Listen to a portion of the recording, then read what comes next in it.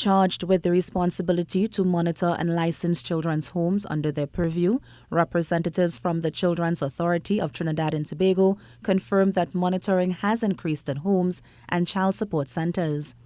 Following the publication and subsequent laying in Parliament of the Justice Judith Jones Report on the treatment of children in community residences and child support centers, Acting Deputy Director of the Children's Authority, Elizabeth Lewis, said both announced and unannounced monitoring occurs. We have moved from monitoring once a month to now we are monitoring twice a month. Where we notice certain homes would require even more monitoring, and sometimes we have gone as far as monitoring weekly. During a joint select committee meeting in Parliament on the implementation of the recommendations of the Justice Jones Report, Mrs. Lewis confirmed increased visits for certain homes also occur at nights and on weekends. We also have a questionnaire that the children that we would fill in. So they would sit with the children and have a discussion away from the staff of the home.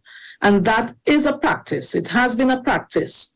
And it continues to be a practice when we go out there. So we do not only speak to the management. We do not only walk around and determine and look at the infrastructure. We also do engage children.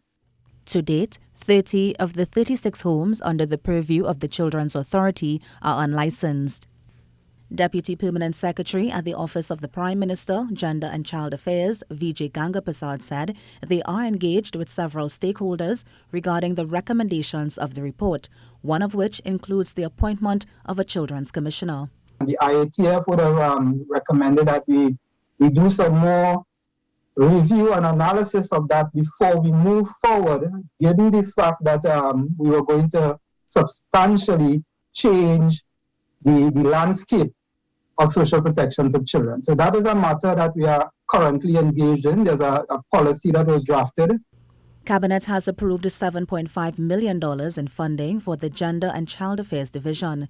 This recent allocation was earmarked for action on the recommendations of the Justice Judith Jones Report on children in community residences and child support centers. Kimberly De Souza, TTT News.